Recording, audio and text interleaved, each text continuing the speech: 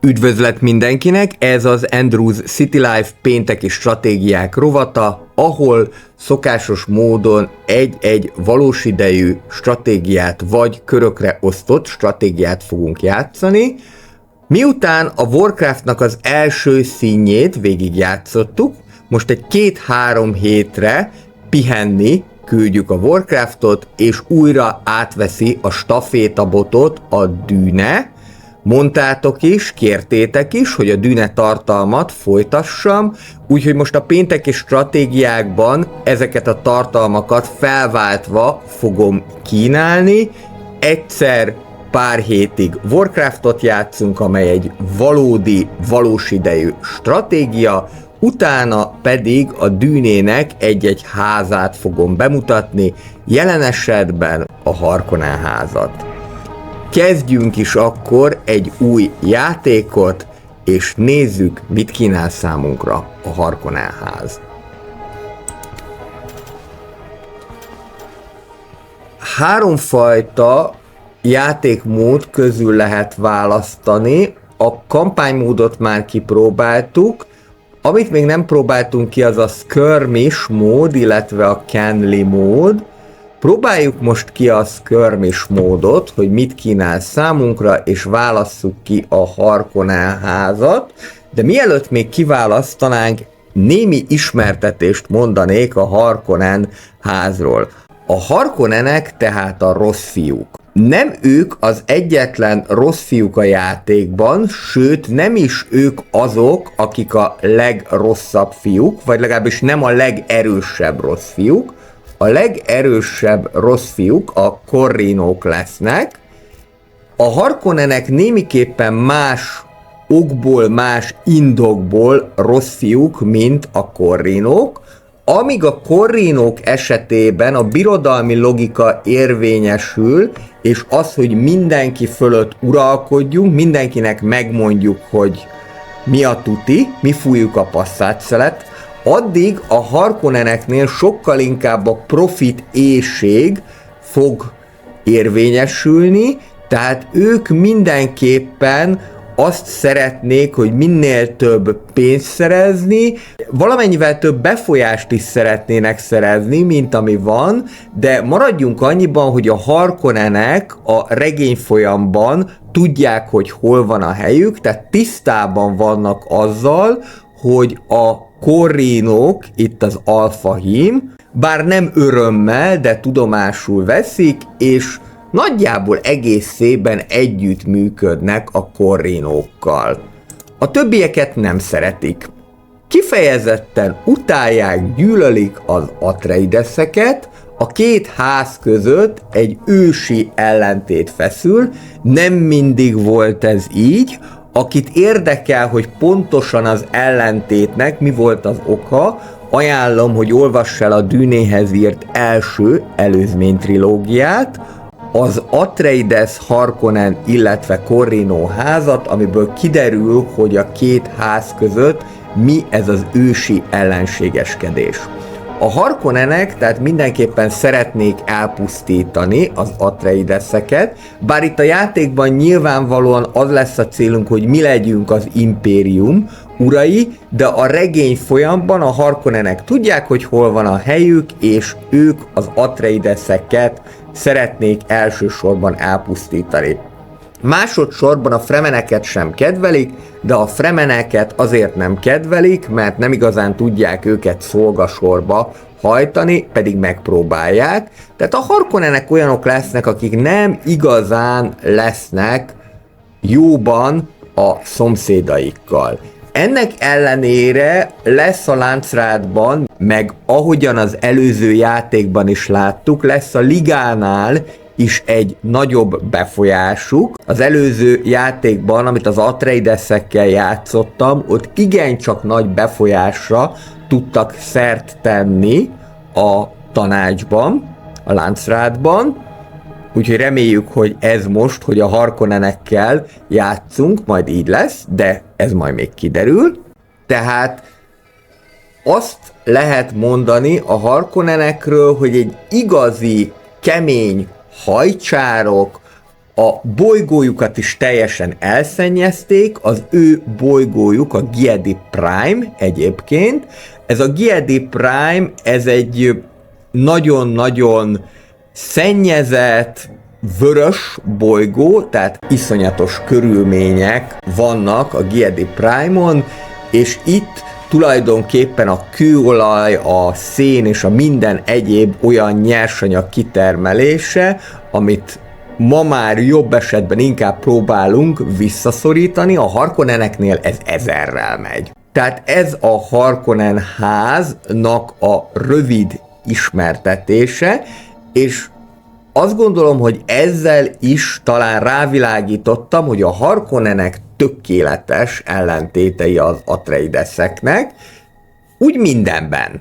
Tehát a hozzáállásban, hogyha ránézünk Vladimir Harkonnen báróra, abból is látható, hogy hát ez nem egy kedves bácsi, és valóban sem a regény szerint nem kedves bácsi, sem itt a játékban nem a kedves bácsit kell majd alakítanunk. Nézzük, hogy a játék szerint mik a Harkonneneknek a bónuszai. A Harkonnenek tudják a falvaikban ezt a képességet használni, ami az opresszió, ami lényegében a nyomásgyakorlást jelenti. A nyomásgyakorlás segítségével egy bizonyos időn keresztül 100%-ig, vagyis duplájára növekszik az adott falunak a nyersanyag termelése, viszont amikor vége van, akkor nyilvánvalóan a kimerültség miatt a termelés 20%-kal vissza fog esni, és ráadásul még arra is lesz esély, hogy felkelés törjön ki. Most, mivel ez duplájára növeli a termelést, tehát egy jelentős előnyt fog számunkra jelenteni, ezért valószínűleg, hogy majd használnunk kell, de csak ésszel. A következő, ez is mutatja a Harkonnenek hozzáállását, hogy föl lehet áldozni bizonyos ügynököket annak érdekében, hogy csökkentsük a különböző küldetések költségét, illetve a különböző küldetések előkészítési idejét. Ez akár adott esetben a rivális ház fejének meggyilkoltatását is jelentheti. Harkonneneknek nem fog számítani az élet. A következő, hogy a falvak minden aktív milícia után 5%-kal több nyersanyagot fognak termelni, hogyha azt nézzük, hogy az előző játékban az Atreideseknél ilyen 3-4 milícia volt, akkor ez ilyen 15-20%-os nyersanyag többletet jelent. És van egy hátrányuk is, egy máluszuk is, az pedig az, hogy a falvak 10%-kal kevesebb nyersanyagot fognak termelni. Ez tehát a Harkonnen ház, és akkor nézzük most az egyéb beállításokat. Tehát ő itt Vladimir Harkonnen báró.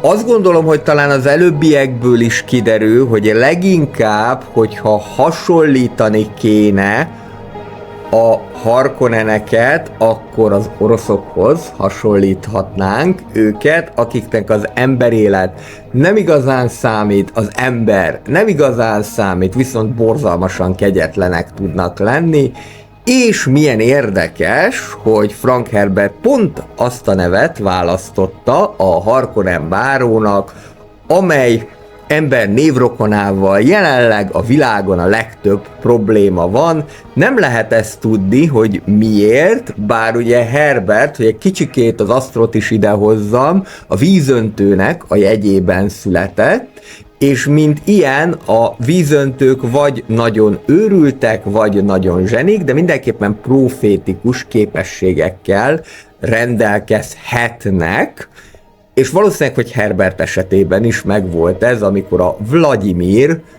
nevet választotta, mert előtte az oroszoknál Vladimir igazából csak Lenin volt. Ő meg nem volt annyira rossz fiú, maradjunk annyiban, mint akár mondjuk az utódai, Sztálinnak meg nem volt Vladimir a keresztneve. és maga a dűne az 1960-as évek terméke. Ki tudja, hogy Herbert nem látott előre valamit 60 évvel. Nézzük a hegemóniákat. A hegemónia esetében, ha 5000 hegemóniát elérünk, akkor 50 darab Intelt fogunk nyerni minden egyes falunak a kifosztásával. Ez azért azt mutatja, hogy itt a falvak kifosztásával, mint eszközzel majd kell, hogy éljünk. A következő pedig, hogyha valamilyen ellenséges, nem mechanikus egységet megölünk, akkor az 5% esélyt ad arra, hogy kapjunk egy agymosott ügynököt. Az agymosott ügynök az azt fogja jelenteni, hogy ez az ügynök 10%-kal kevesebbet fog termelni minden egyes erőforrásból, tehát Intelből, vagy mondjuk Solarisból, és így tovább, amiket az ügynökök termelhetnek. 10.000 hegemóniánál a feláldozott ügynökök adnak egy esélyt arra, hogy úgy hajtsuk végre az adott katonai műveletet, hogy az ne kerüljön nekünk erőforrásba. Illetve szintén 10.000 hegemóniánál minden egyes nem frakcióhoz kapcsolódó mezőbe, tehát a Láncrádba, az Arrakizba és így tovább egyel több ügynököt lehet elhelyezni. Ebből az egészből az látszik, hogy a Harkonnenek esetében, tehát amire nekünk rá kell menni, az a falvaknak a kifosztása, a minél fokozottabb termelés, de valahogyan okosan egyensúlyt tartani, hogy ki is szipolyozzuk a falusiakat, viszont ne lázadjanak föl, vagy legalábbis lehetőleg ne lázadjanak föl, és az ügynököknek a minél fokozottabb képzése, illetve elhelyezése a minél fokozottabb ügynöki hálózat. Hát azt gondolom ebből, hogy ez is ezt az orosz vonalat fogja erősíteni, amiket elmondtam, illetve amik itt a játékban láthatóak. Nézzük a tanácsadókat. Rabbán az a bárónak az egyik unoka testvére, a báró egyébként egy hájfejű tanknak tekinti, a maga kis barbapapa alakjával. Megjegyezném, amúgy Harkonnen báró sem volt mindig ez a többszörösen teltkarcsú forma. Akit érdekel, szintén tudom ajánlani a Dűnének az előzmény trilógiát, ahol a két utódja Frank Herbertnek, a két író utódja Frank Herbertnek, Brian Herbert és Kevin J. Anderson, akik együtt írták az előzmény trilógiát, meg utána még nagyon sok másik könyvet is, azzal nyitják be az Atreides házat, hogy a karcsú termetű és délceg Vladimir Harkonnen báró kihajolt az ornitopterből. És akkor az ember néz, hogy mi történt, hát hiszen ő nem mindig ilyen volt. Nem mindig ilyen volt, hanem történt vele egy kis, mondjuk így, hogy baleset, de nem fogom elspoilerezni, érdemes a Dűne könyvet elolvasni, hogy miért is történt vele ez az elég szerencsétlen dolog, és miért lett belőle ilyen többszörösen teltkarcsú forma. Nos, Rabbán tehát a bárónak az unokaöccse, a hájfejű tank, a regény szerint. Hogyha őt választjuk, akkor minden falu egyel több milícia helyet fog kapni, ami a termelés szempontjából nekünk nagyon hasznos lehet, illetve minden egyes lázadó megölése után 50 darab Solariszt fogunk kapni. Választhatjuk Jakin Nefudot is, aki a Harkonnenház testőrségének kapitánya. Ez azt fogja jelenteni, hogy amennyiben meghal valaki, aki első szintű katonai egység, akkor kapunk egy bizonyos visszatérítést a halál esetén a költségekből, illetve azt fogja jelenteni, hogy az egységek kiképzése az 30%-kal kevesebbe fog kerülni. Ez se hangzik rossznak. Feyd-Rautha, aki a kedvenc unokaöccse a bárónak, azért ismert, hogy egy nagyon csinosan kinéző, bár rettenetesen gonosz és rettenetesen szadista emberről van szó, bár ez a Harkonnenekre általánosan jellemző. Ő tudja használni a korrupciós energiát arra, hogy befolyásolja a Landsraad szavazásokat, és el tudja érni azt, hogy az választott ellenséges frakció az veszítsen a Landsraad megítéléséből. Amikor pedig a falu oppression, vagyis nyomás alatt van, akkor 20%-kal több influencert fog termelni, és 100%-kal nagyobb lesz az ügynököknek a toborzási sebessége is. Na, őt biztos, hogy választani fogom egyszer, mert ez nekem nagyon szimpatikus. Annak ellenére, hogy hardnak van kiírva, nyilván azért ez egy kifinomult dolog, de majd meg is látjuk, és akkor a következő, a Peter the Wise, ő a mentátja a bárónak, a mentát az egy emberi számítógép, a dűnének az alapelve, hogy a butleri dzsihád, vagyis a gépek ellen folytatott háború óta nem szabad gépezetet készíteni az emberi elmes hasonlatosságára, éppen ezért a mentátok, mint emberi számítógépek vannak jelen a Dűne univerzumba, és Peter the Wise is ilyen. Az Atreideseknél Thufir Hawat volt, lehet róla is látni, meg Hawatról is, hogy eléggé különleges, kissé elborult emberekről van szó. Minden egyes feláldozott ügynök az további 15%-kal tudja csökkenteni a misszió költségét, és minden egyes feláldozott ügynök, tehát minden egyes ügynök feláldozása, ez gondolom azt jelenti, hogy az életével fog fizetni az ügynök az akcióért, de majd kiderül, hogy az életével fizet, vagy csak börtönbe kerül, 60 Solariszt fog adni meglevő ügynökönként. Jó. Vagy Rabban, vagy Wires, de én szerintem Rabban lesz a második. Aki egyébként a saját apját ölte meg.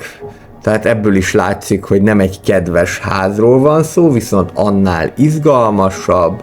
A beállítások megvoltak, a többi beállítást azt akkor békén hagyom. Gyakorlatilag egyébként mindegyik győzelmet ki lehetne lőni, hogyha nem akarnám őket, mindegyik győzelmi lehetőséget, kivéve a dominálást, vagyis hogy meghódítani a többi frakciót, de szerintem ez így most jó lesz. Nem állítom be, hogy kik legyenek a 3 versenytársunk, indítsuk a játékot, és lássuk meg, hogy mi lesz belőle.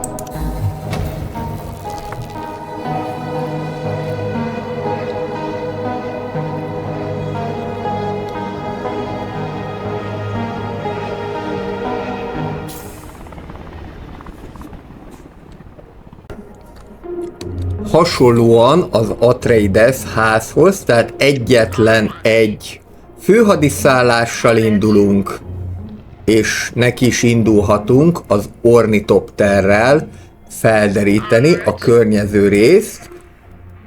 Az Atreidesekkel ellentétben viszont most jobban kell majd támaszkodnunk a nyers erőre, mert sajnos nem lehet diplomatikus úton megszerezni majd a különböző sziecseket, úgyhogy erre mindenképpen figyelnünk kell.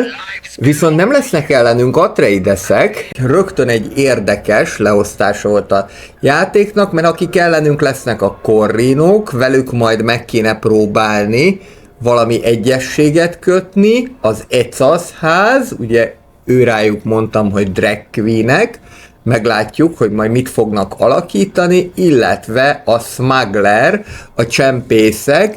Tehát ez azt jelenti, hogy ebben a játékban rajtunk kívül csak egy nagy ház van, méghozzá ők a Corrinok lesznek, a többiek nem számítanak nagyháznak. Pontosabban az Ecas nagyháznak számít, de nem tartozik a legbefolyásosabbak közé, a csempészek pedig egészen biztosan nincsenek a nagyházaknak a sorában. Úgy szeretném, hogy abban a tekintetben várnék egy picit a hódítással, hogy elsőre valami olyan területet húzzunk be, ahol rögtön fűszer is található. Én gyanítom egyébként, hogy ez a Szent Lulach lesz, ahol fűszert is lehet majd találni, de nem biztos. Minden esetre rögtön 3 egységgel is indulnék el. A Harkonneneknek ugye van a Trooper, ami az alapkatonai egységet jelenti, a Gunner, ami egy távolsági katonai egységet, illetve a Cerberus, ami pedig egy speciális katonai egységet jelent. Ez kifejezetten a Harkonnen frakcióra jellemző katonai egység. Na, itt a fűszer, szerintem mehetünk is hódítani. A Cerberusok meg úgy is jönnek, ráadásul ez azért jó nekem, mert borzasztó közel van a bázisomhoz. Tehát ez azt jelenti, hogy szépen Karthag főhadiszállásból is lőni fogja őket a palota. Úgyhogy ez egészen gyorsan meg lesz. És akkor azért hívják őt Cerberusnak, mert mint ahogyan a kutya a görög mitológiában,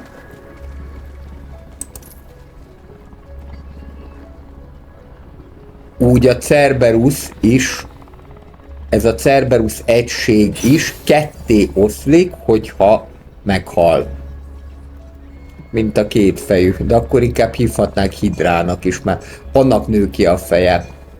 Sikerült az első területet behúzni, és akkor szerintem kezdjünk is el rögtön fűszert termelni, ez legyen a legelső. 400 plaskrét, a plaszkréteket meg majd úgyis bővítjük, és rögtön lett már pénzünk is, és rögtön 600 hegemónia is.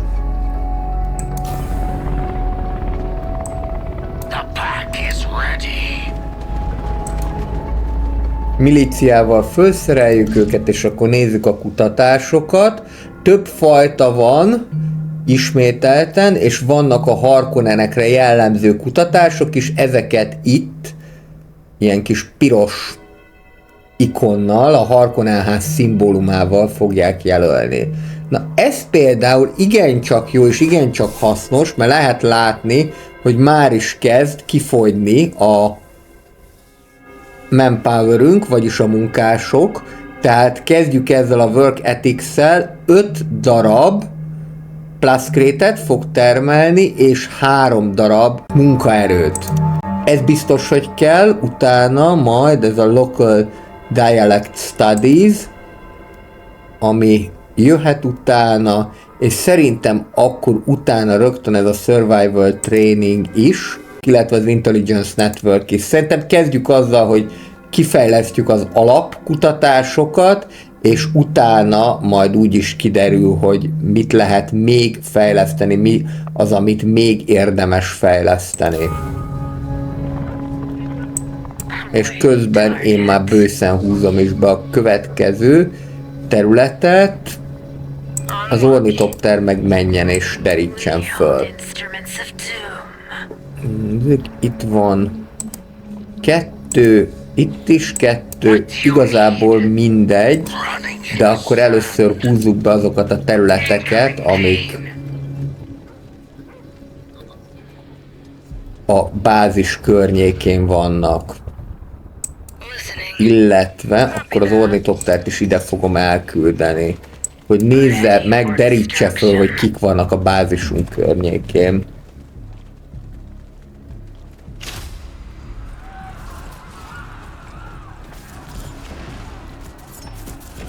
És hát igazán esélyük nincsen. Na, most mindjárt meglátjuk, mi történik, ha a Cerberus meghal. 2 lesz a helyébe. Igaz, hogy kisebb. Ez érdekes. Tehát, hogy úgy lesz a helyébe 2 kisebb, és úgy tűnik, hogy mivel a halálnak a szélén van, ez előbb-utóbb pedig meg is fog halni. Tehát nem annyira jó biznisz ez, de nem baj, akkor majd mindjárt csinálunk egy újat. Azaz csinálnénk, hogyha lenne manpowerünk. De majd azt mindjárt megoldjuk.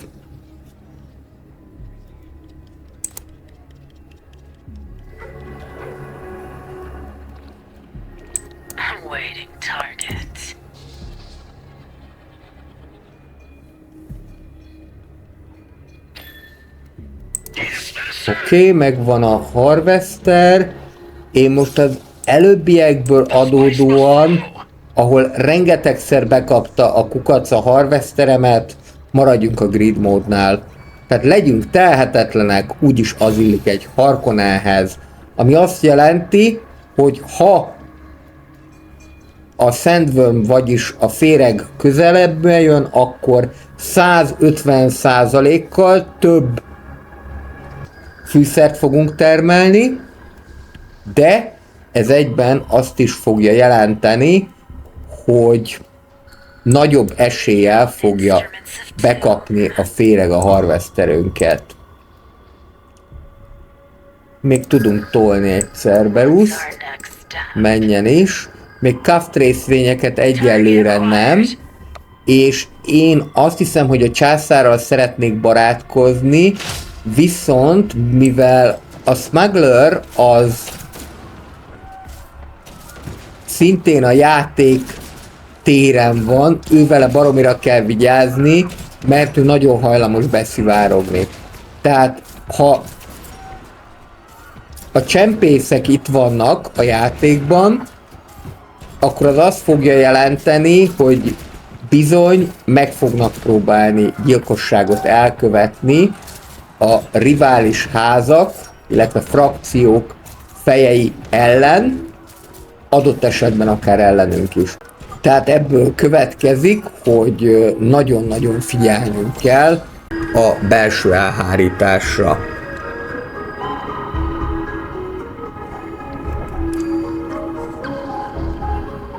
És egyelőre az Ecas ház áll a legjobban hegemónia szempontjából, de nyilván ez majd még változni fog. Mind a kettőt ki tudtuk fejleszteni, a Work Ethics-et is, illetve a Local Dialect Studies-t is, úgyhogy már jöhetnek is a további fejlesztések. Elég gyorsan haladunk, szerencsére.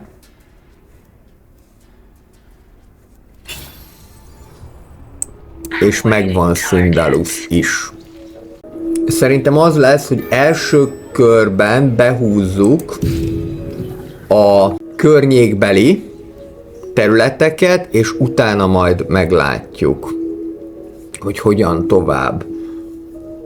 Oké, mire van nekem szükségem? Mindenképpen manpowerre, ez látszik, úgyhogy az űrligába megy az első ügynök. Aki pedig Tarik Merchant, és a Solaris termelő képessége az majd meg fog növekedni 0,5%-kal minden egyes információ szint után. Akkor ez azt fogja jelenteni, hogy majd őt át kell valahova rakni olyan helyre, ahol Solaris tud termelni, de most még jó lesz nekünk itt. Mert legyen nekünk csak munkaerőnk. És akkor egy picikét pauzálom a játékot, mert kicsit gyorsan történnek a dolgok, és az nem mindig jó. Tehát nézzük, hogy mit lehet építeni, főként azért, mert van, amit lehet építeni. Megvan nekem már egy terület, illetve megvan 2-3, tehát megvan ez a Szenthullak és a Szindalus. Szindalusba majd mindenképpen ezt a Fuel Factory-t kell építeni, mert ez az, ami majd hasznos lesz itt, de talán ezt most még nem lehet. Viszont Plascrete Factory-t, vagyis ami az építőanyagot gyártja, azt mindenképpen kellene létrehozni, de azt szerintem mindenképpen itt Szandullákba, mert itt nincsen más értékes nyersanyag.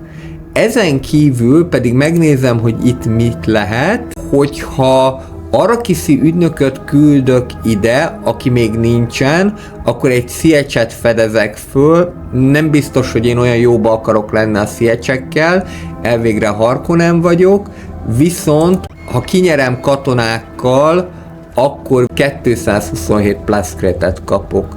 Jó, megvan a szükséges fűszer, le is veszem, hadd jöjjön a pénz. Nézzük tovább. Itt lehet fűszert választani, tehát lehet azt választani, hogyha 300 pénzt elköltök, akkor kapok cserébe 150 fűszert. Ez gyakorlatilag megfelel a KAFT általános átváltási arányának, hiszen egy fűszerért kevesebb, mint 2 aranyat lehet kapni, tehát lehet, hogy ez még rosszabb is, vagy 73 fűszert tudok azáltal nyerni, ha ide küldök egy katonai egységet. Jó, ide küldök egy katonai egységet, nem szórakozunk, Harkonnenek vagyunk. Ezt majd még egy párszor el fogom mondani, de tény és való, hogy a Harkonnenekhez nem a finomkodó megoldások illenek, hanem a minél kegyetlenebb. Oké, első láncrát tanács, jó hirtelen jött. Korrupciót lehet, vagy kapjon minden frakció egy Bene Gesserit, ügynököt, vagy 100%-kal több erőforrás, nyersanyagot lehessen kapni minden egyes feldúlt falu és Sietch után. Egyelőre még a terjeszkedés fázisában vagyok, tehát akkor ez azt jelenti, hogy inkább hajlanék erre, viszont lehet korrumpálni a szavazásokat, ami azt fogja jelenteni, hogy korrumpálom a szavazást, és hogyha azt a másikat választják, azért, mert én korrumpáltam a szavazást, ő el fog veszíteni 30 darab láncrád megítélést. De én nem, mert én immunis vagyok erre, mint Harkonnen ház. Hiszen a Feyd-Rautha nevezetű ügynököm tudja korrumpálni ezeket a szavazásokat. És akkor esetleg ezt is tudom korrumpálni? Tudom korrumpálni, csak ehhez ugye akkor Intel kell, és van-e nekem Intelem? Valamennyi van, ugye most sikerült ezt meglépni, viszont már csak 12 Intelem van. Oké, tehát akkor ez így fog kinézni, nézzük, mi történik. Jó, ez volt egy ilyen előzetes, és akkor most jöhet az, hogy magamnak akarom ezt a dolgot, viszont az, hogy mindenki kapjon egy Bene Gesserit, ügynököt, azt ellenzem, és hát ezt megtarthatom, de igazából nincsen szavazatom. Nézzük, hogy sikerült. Jó, Harkonnenek megnyerték a szavazást, mindenki kap egy Bene Gesserit ügynököt, és a smuggler az pedig 100%-kal több erőforrást fog nyerni a következő lánclát tanácsig a falvak, illetve a sziecsek kifosztásából. Ez így kezdésnek nem rossz. Gyere gyorsan vissza. Úgy tűnik, most meg sikerült. Van egy Bene Gesserit ügynököm. A Bene Gesserit ügynök az 2 darab ügynöknek számít az információ szerzés szempontjából. Egyelőre azt gondolom, hogy Interre nagyon szükségem lesz, Solarisra is, de autoritásra is, úgyhogy ide betesszük, és akkor majd meglátjuk. Igen, tehát az a lényeg, hogy így, hogy 2-nek számít, duplán jön nekem autoritásom és intelem is. Ez a Bene Gesserit ügynök, ez majd nagyon hasznos lesz a kémkedés szempontjából. Jó lenne legalább az egyiket megöletni. A császárral meg szépen békét kötni, mint ahogyan az történetileg is a Harkonnenekkel szokott lenni. Intelligence Network-öt mindjárt kifejlesztik, és akkor utána lehet nézni, hogy mit lehet majd még. Szerintem ez az Advanced Engineering, ez azért mehet, mert akkor a császárral tudok egy kereskedelmi megállapodást kötni, jobb esetben, illetve az arrakiszi mészáros, aki egy erőteljes célzás, Rabbanra, aki egyébként pont a mi szolgálatunkban is van. Ő ugye azért lett az arrakiszi mészáros, mert rengeteg Fremen kiirtott az Arrakisról. Ugye ezt már mondtam az előző részben, hogy Dűnének csak a Fremenek, illetve ezeken keresztül az Atreidesek nevezik ezt a bolygót, mindenki más Arrakisnak fogja nevezni. Szóval, hogyha ezt ki tudjuk fejleszteni, akkor 10-zel több vizet fogunk kapni, 10-zel több vizet kapunk, 50% sebzési esély lesz a milíciákkal szemben, az még hagyján, de a rebellisekkel szemben, tehát akik majd fel akarják dúlni a táborainkat, és 5 darab munkaerőt nyerünk, hogyha megölünk egy milíciát, illetve rebellist. Akkor kezdjük inkább ezzel, ez egy baromi hasznos dolog a munkaerő hiány orvoslása szempontjából. Utána jöhet az Advanced Engineering, és utána még meglátjuk, mert lehet, hogy addigra kifejlesztenek olyanokat, amik jók lesznek majd nekünk.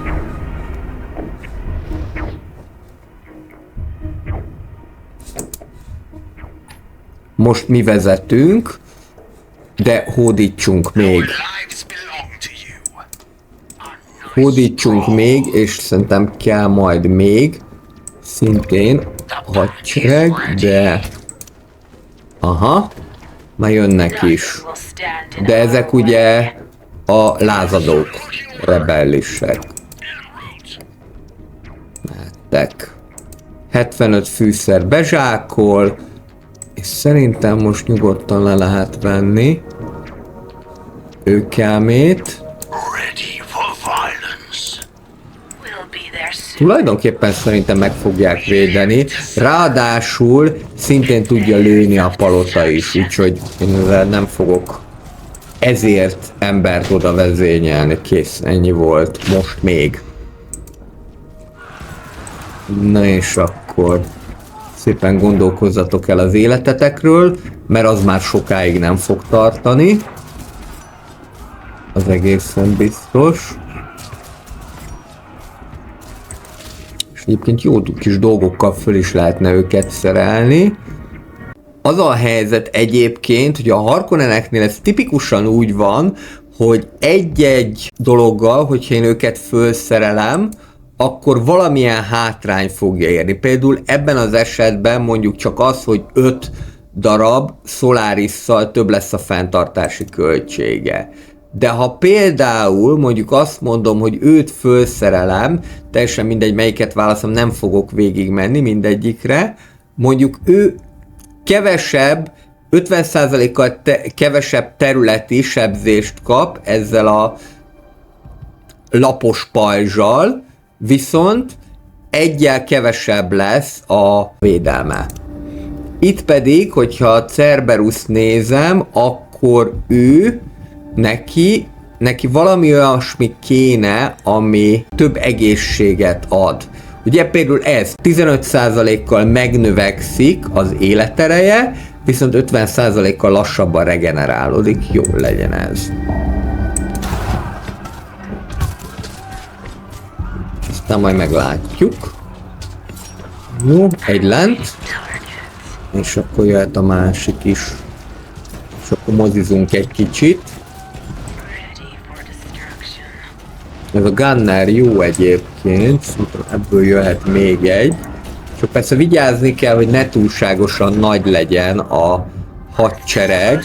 Bár egy Harkonnen esetében nem lett túlságosan nagy a hadsereg, de azért. Figyelni kell a fenntartási költségekre. És akkor még egy pici idő, és akkor meg is lesz az annektáláshoz szükséges.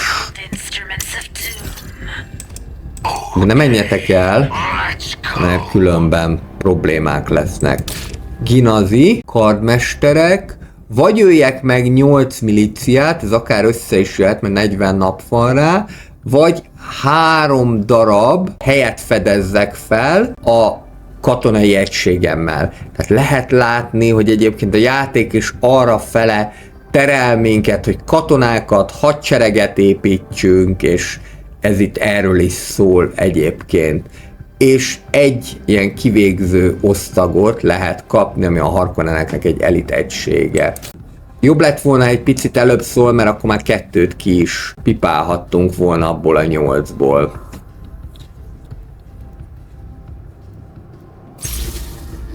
Ó, jó, egészen gyorsan fejlődünk, és akkor nézzünk még, hogy mit lehet. Egyrésztről majd kell milícia is, másrésztről kéne valami olyan, amivel majd vizet lehet termelni. Amúgy nem egy nagy történetek ezek a területek. Tehát itt vannak a bázisunk mellett, de úgy kb. Ennyi a dolog. Na ezt kéne behúzni, mert itt a ritka fém, tehát ezt mindenképpen kell nekünk. Most gyertek vissza, gyerekek, és akkor ez jöhet, meg majd ez. És viszont nekem kéne keresnem valami olyasmit, ami autoritást fog adni. Ez is jó lehet. Advanced Engineering megvan.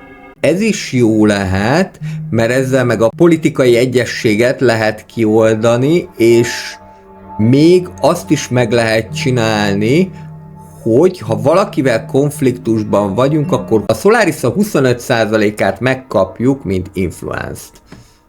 Jó, akkor lehet utána ez. És utána még meglátjuk. És akkor nézzük, miben tudunk Shutdown-mal egyezkedni. Nézzük, hogy a non-aggression pack, de úgy tűnik, hogy bele fog menni csak így. Hát oké. Akkor megegyeztünk, ennyi. Azt, hogyha megszeged, akkor te vagy az áruló. Én is úgy gondoltam, hogy ez így okés. A smugglerrel nem akarok, ezekkel az egyszázokkal meg még kevésbé. És itt pedig, mivel most nincsen elég autoritásom, ezért most akkor ki fogom fosztani ezt a falut a nagyobb pénz érdekében.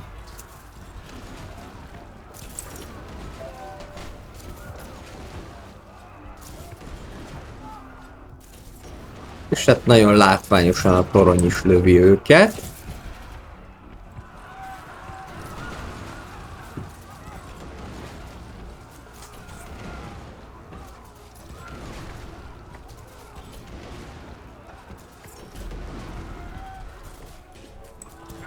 Úgyhogy akkor most fogjátok meg és hosszátok ki. 330 aranyat fogunk nyerni, és időlegesen működésképtelenné fog válni a falu.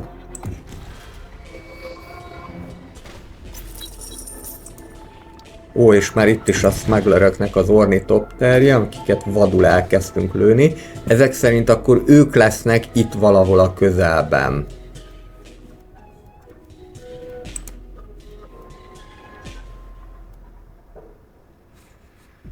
Sikeres volt a kifosztás, mehettek vissza, és akkor majd ez a Grinvahat kell nekem a pénz miatt.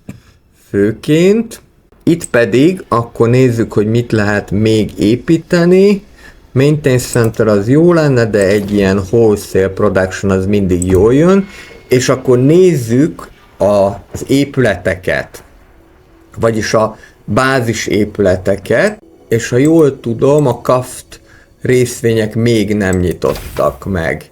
Ja, de nem, már megnyitottak. Akkor ezek szerint ez egy érdekes dolog, mert az Atreidasoknál nem azonnal voltak nyitva. Jó, vegyünk akkor Kaft részvényt úgy első körben. Második körben pedig nézzük meg, milyen épületeket lehet építeni. Most itt okosan kell játszani, mert hogy ugye az van, hogy egyes épületeket, amit én az előző játékban nem csináltam jól, de most már rájöttem, hogy kell, csoportba kell rendezni. Tehát ezeket úgy kell fölfognunk, mint kerületeket. Ami azt fogja jelenteni, minél több azonos épületet kell beleraknunk egy kerületbe, értelemszerűen azt, amit fejleszteni szeretnénk. Mert hogyha van egy kerület, ami egy military buildinggel, vagyis katonai épülettel teljes, akkor 20%-kal fogja csökkenteni a katonai fejlesztések költségét. Tehát például, hogyha ide berakok egy katonai épületet, akkor már meg is kapom ezt a bónuszt. De hogyha azt mondom, hogy azt a kerületet teszem katonai épületekkel teljessé, ahol két hely van, ugye megépítem először az egyiket, utána a másikat, akkor már még egy védekezéssel többet fog adni a katonai egységemnek. Ha pedig olyan kerületet teszek teljessé katonai épületekkel, ahol 3 épület is van, tehát sorban megépítem őket, akkor 2 darab power-t, 2 darab erőt fognak kapni a katonai egységek. Tehát mivel Harkonnen vagyok és katonáskodok, ezért biztos, hogy majd ide kell aspirálnom. A gazdaság is fontos lesz, mert Harkonnenként a pénzt is szeretem. Szerintem akkor ide mehetnek a gazdasági épületek, és majd akkor az adminisztratív épületekből szerintem, hát ugye itt mindegyik jó lenne, tehát ez az, hogy el kell dönteni. De nézzük meg, hogy milyen épületek közül lehet választani, és aztán majd meglátjuk, mert én eddig tulajdonképpen hülyén raktam le, most ezt bevallom az épületeket, mert én vegyesen raktam, hogy na ide egy katonait, ide egy gazdaságit, és így tovább, de nem, ezeket így bokorba, csoportba kell lerakni, amúgy egyébként ez is a logikus, hiszen ilyen városnegyedeket lehet építeni. Arról van szó, hogy el kell döntenem, hogy 1 vagy 2 épületet építek be, és akkor nem együtt érvényesülnek a bónuszok, hanem csak egy bónusz érvényesül. Remélem, hogy ez így érthető, hogyha nem, akkor majd játék közben úgyis ki fog derülni, szóval nyugi. Tényleg nem egyszerű egyébként ez a játék, szóval mondják, hogy RTS nagypapáknak, de hát okos nagypapáknak találták ki. Ide biztos, hogy katonai épületeket szeretnék, mert hogy 3 katonai épület, 30% manpower production és 300-zal több a maximális manpower, ez például jöhetne. Kezdjük akkor ezzel. És még tudok építeni? Még most nem tudok, meg majd csak akkor tudok, hogyha valami más is lesz majd. Biztos, hogy egyébként, hogy gyorsabban tudjam a gazdasági fejlesztéseket, az egyes helynek a gazdasági helyet érzem most jónak. Mehetünk tovább, és nézem, hogy ő hozzá mennyi kell, 79 darab autoritás. A nem kevés, és 5 jön naponta. És a ginazi karmesterekre pedig még 32 darab van, az nem is olyan rossz. Illetve az is lehet, hogy bizonyos discovery-ket földerítek katonákkal, hiszen hogyha 3-at földerítek, 3 ilyen discovery pontot, nem is tudom igazából jobban mondani, földerítek katonákkal, akkor is megkapom a ginazi karmesterek küldetésért járó kivégző osztag egységet. Újabb ügynök, az újabb ügynököt berakjuk ide, először is, bár nem igazán, nem, ez így nem lesz jó, mert hogy Tarik az 20%-kal többet fog termelni minden nyersanyagból. Legyél egyelőre a Kafnál, még egyelőre nem fognak megölni, majd hogyha kapnak, akkor utána jön ide a Counterintelligence-hez, és utána a smugglereknél szeretnék kémkedni, azt gondolom. Alapvetően az Eczaznál is kéne, meg a császárnál is, de a császárban, hát ezt nem mondom, hogy megbízok, de elvileg ővele meg nem támadási szerződés van, és majd próbálom szorosabbra fűzni a szálakat. Érdekes módon a korrinok nem is állnak annyira jól.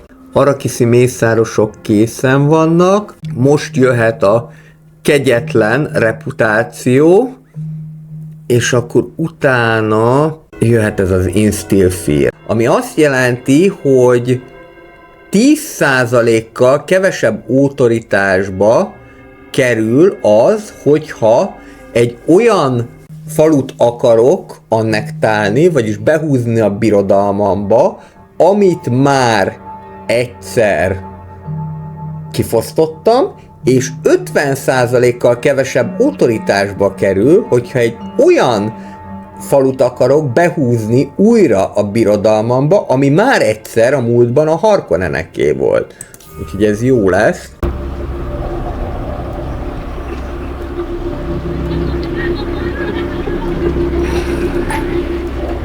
Jöhet még egy wholesale market.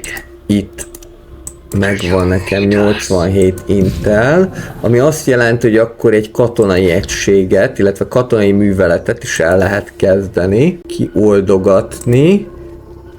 Jó, ez jó lehet. Most ide ezt el fogom küldeni, de inkább az Arakiszi ügynököt küldöm, mert ez hasznosabb. És akkor ide is az Arakiszi ügynököt kéne küldeni, mert ez meg a gazdasági fejlesztések miatt lenne hasznos. Ha pedig katonát küldenék, akkor 78 fűszert nyernénk, de ez nem egy akkora nagy történet. Jó, 27 nap van még. Már kilátásban van ez a dolog, úgyhogy hogy összegyűjjön a 79, úgyhogy akkor támadunk. Aztán majd meglátjuk, mi lesz belőle.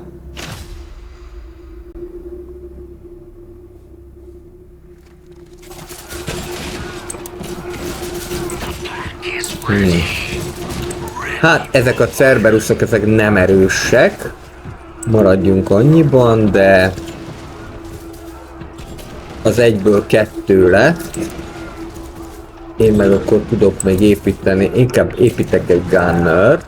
Bár a Cerberus egyébként arra ténylegesen jó, hogy ágyútölteléknek. Immár 5 milíciát öltem meg, még 3-at kell megölni, ez még 2, és akkor meg is vagyunk. Az ecazok szeretnének velem kereskedni. Hát ez nem igazán. Ez nem igazán. Nagyon sok fűszert kér, de annál több plaszkrétet, és ráadásul még intelt is.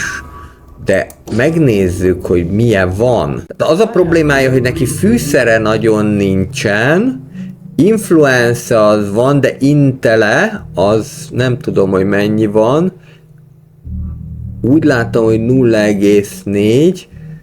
Elvileg vele is tudnék kötni valami meg nem támadási, de igazából szerintem ők gyengék lesznek. Úgyhogy én veled nem kötök meg nem támadási szerződést. Ettől függetlenül persze alattomos lehet, és nem akarok mindenkivel jobban lenni, viszont mindjárt láncrát tanács.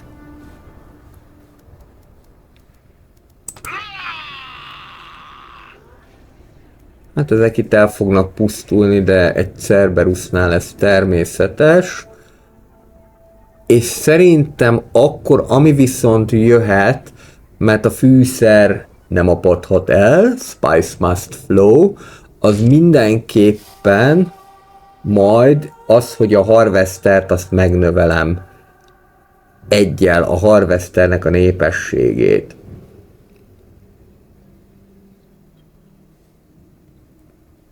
Tehát az első a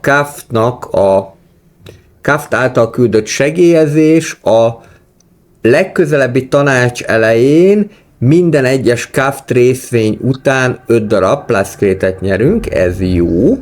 A következő az idegeneknek a toborzása, 50%-kal kevesebbe fog kerülni a munkaerő szempontjából a toborzás, és 50%-kal kevesebb lesz a nem mechanikus egységek regenerációs költsége, illetve van ez az Imperial Propaganda, ami 30%-kal több autoritást termel. No, szerintem ez kéne. Most nem tudom korrumpálni a szavazást, mert nincsen annyi intelem, viszont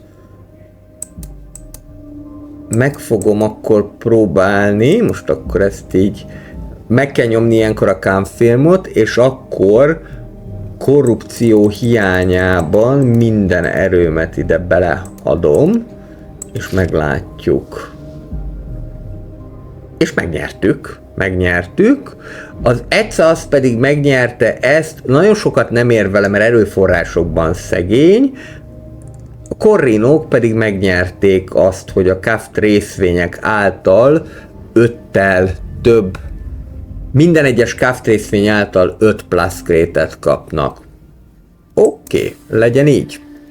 És már 7-re föl is kúszott az autoritás termelése. Ami engem illet, lehet, hogy még vennék Kaft részvényt, mert 5%-on vannak a Corrinok, és azért azt nem szeretném, hogy nagyon megelőzzenek. Tehát most itt nem az lesz a cél, hogy minden áron behúzzam a Kaft részvényeket, de a Corrinok hajlamosak arra, hogy ilyen típusú győzelmet arassanak. Mehet az annektálás a területnek, és akkor nézem, hogy mit lehet még építeni. Szerintem egy Def Collector ez mindenképpen jól jön ide. Közben egy Gunner megépült.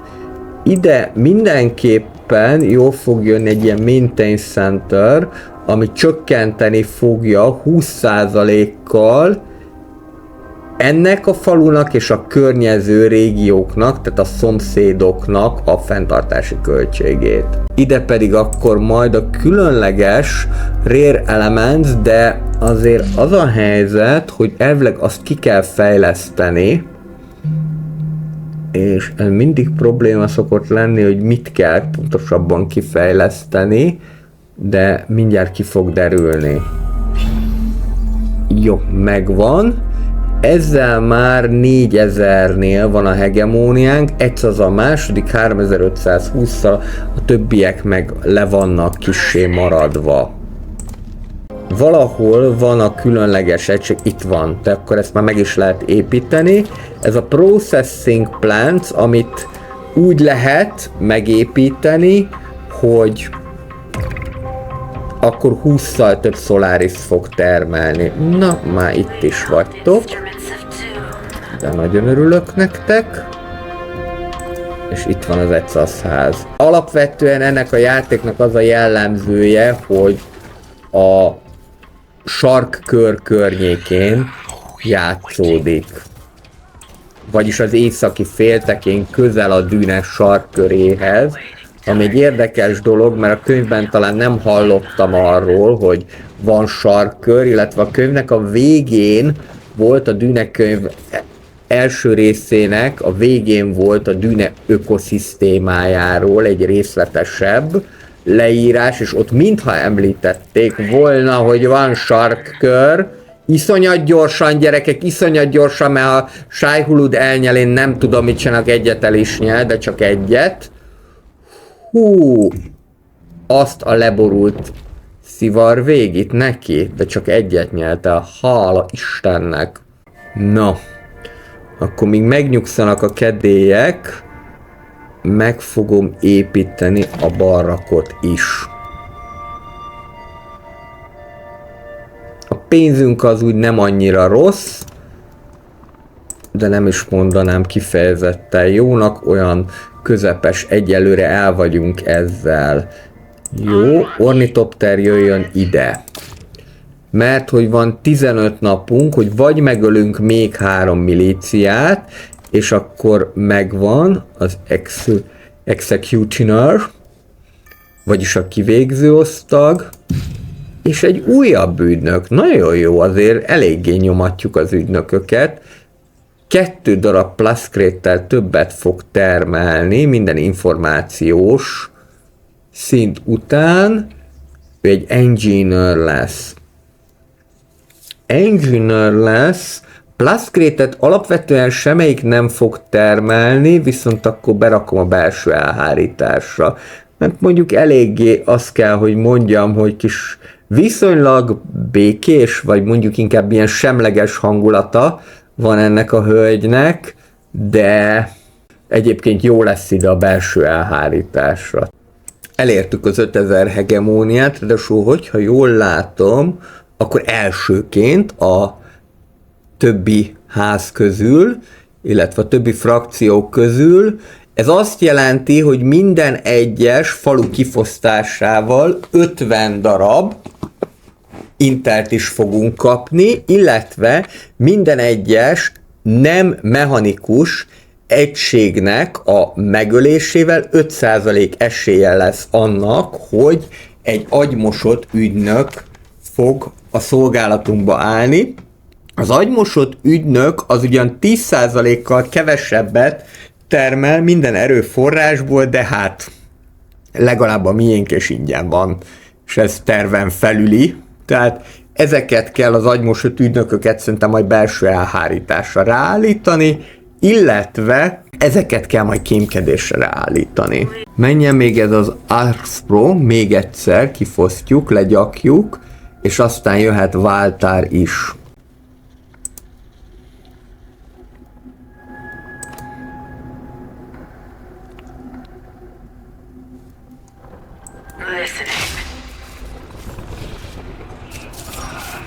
Hát milyen kegyetlenek vagyunk. Ez nem baj. Úgyis most a Warcraftnál orkokkal, Dűnében harkonnenekkel, úgyhogy most a kegyetlen napok mennek. És akkor mehet is a kifosztás. 360 darab Solariszt fogunk kapni, és 50 Intelt, ami talán még fontosabb. Még egyet kell megölnünk, és miénk a kivégző osztag.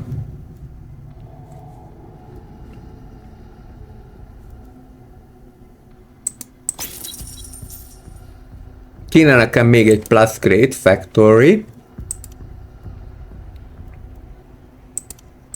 Mehet. Ide pedig egy ilyen Death Collector. Jó, ezt kifosztottuk. Jöhet Váltár. Igazából ez a Tabeszek is jöhetett volna, de jó lesz nekünk ez itt is. Lehet majd ez a plusz 1 milícia, vagy akár a láncrádi suttogók, akik még egyel több ügynök helyet fognak adni a Láncrádnál, és még ráadásul egy Láncrádi negyed épületet is kioldanak kártákban. Na, ez nekem tetszik. Mind a kettő jó, de ez valahogy jobb. 196-os a termelésünk. Gyere vissza. Már nem jössz vissza. Kellett nekem mondani, hogy milyen jó a termelésünk, rögtön vissza is esett. Nem baj, majd újra épül. És 5 manpower-t is nyertünk ezzel. Azt hiszem szeretni fogom a Harkonneneket. Mert majd meglátjuk, hogy mennyire. Ki is tudom fosztani őket, de most akár ezt a területet be is húzhatjuk, és miért ne tennénk ezt meg, hiszen van elég autoritásunk, és sikerült megnyerni az egy kivégző osztagot. Ő neki 600 az életereje, és 210 a támogatottsága. Összehasonlításképpen a Gunneröknek 210, a Cerberusnak is valami 200 környékén. Igen, nem, bocs, a Gunneröknek 400, illetve 420, a Cerberusnak 230, tehát ez azért tényleg egy ilyen nagyobb egység.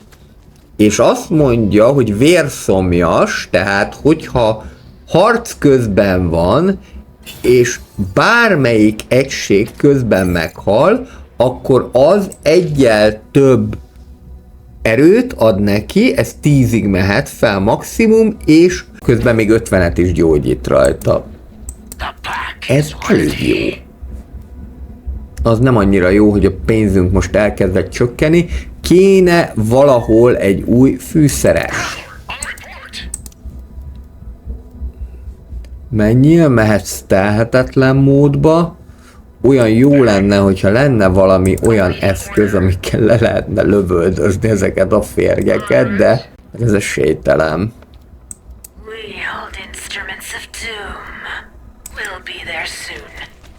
Itt pedig jöhet ide az Arrakiszi ügynök, mert ezzel valamilyen gazdasági fejlesztést tudunk meggyorsítani. Jöhetnek a milíciák. A milíciák azok segítenek majd a termelésben. Van ez az űrliga branch, ezt talán még nem csinálnám, mert hogy ezzel ugye ki lehet oldani a Harpit és az Overlordot, amik jó egységek. Elég sok mindent akartok, kedves smuggler. Nekem annyira nem kedves. Egy non-aggression packbe ők belemennének. Plus crate-jük van, intelük is van bőven, még influence-ük sem annyira rossz. Legyen most egy non-aggression pack, jó? És akkor csak az azzal leszek rosszban egyelőre. Úgy tűnik, hogy ezt az erősebb testvért ezt szeretik. Nekem egyébként, mint Harkonnennek, arra majd figyelnem kell, hogy ne terjeszkedjek túl. Láncrád szerintem elég egyértelmű, hogy mit fogok választani, ezt. Tehát 50%-kal kevesebb az építési költség, és 50%-kal kevesebb annak a költsége is, hogyha egy új slotot akarok kioldani. De ez is jó egyébként. Most ezt tudom korrumpálni, hogyha akarom, de mondjuk, hogy nem akarom. Nem, nézzük, hogy mi történik. Minden egyes frakció nyerne 20 vizet, ezt én ellenzem, mert nekem bőven van, de a többieknek úgy láttam, hogy nem annyira. Ez esetleg jöhet, hogy ne kelljen információs szint az a könnyű és a közepes missziókhoz.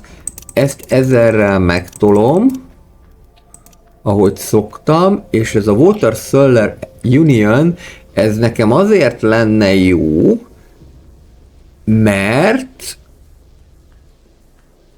hogyha össze tudok szedni 250 láncrád megítélést, ami már annyira nincsen messze, és 50 darab vizet tudok termelni, akkor minden egyes pozitív víz után 2 Solaris-t kapnék, tehát hogyha 50 darab víz, akkor pozitívban 40-nel lennék, az 80-nal több Solaris-t jelentene. Oké, toljuk meg, amennyi van. És ezek influencet fogyasztanak. Jó, 50 influencer megtoljuk és elengedjük, és ez azt fogja jelenteni, hogy már majdnem megvan, mert most akkor 67 vizet termelek hirtelen, de ami az érdekesebb, itt az 100 nyerte meg, hogy esne le a bugyogótok, meg a melltartótok.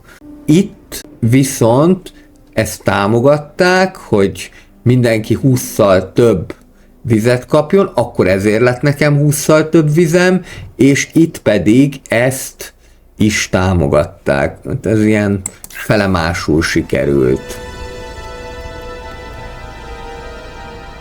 És ez 20 napig él. És egyen jobb az átváltás. Nézzük a részvényeket, 4% veszek még, majd maximum eladom. És akkor majd ezt akarom kifosztani, de csak akkor, hogyha majd elmúlt már a hírig irányomba. Jöhet az épület, ez jó, 3-mal több, ez az adminisztratív hol, abszolút 3-mal több Solaris-t fog termelni, 30%-os autoritás többletet fog adni, ez kell. Mehet. És most lecsapott a homokvihar. Ez azért elég durva. Még itt az északi féltekén is. Nem tanácsos ilyenkor kimenni. Úgyhogy nem véletlenül maradtunk bent a biztos kártákban. És hogyha ez megvan, akkor jöhet a Modular Parts.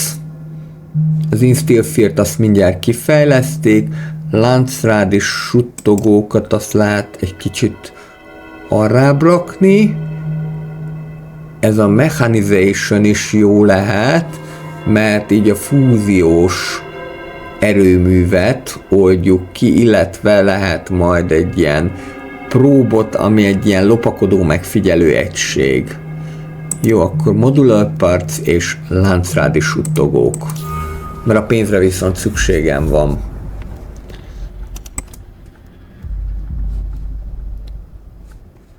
És abból most nincsen annyira sok.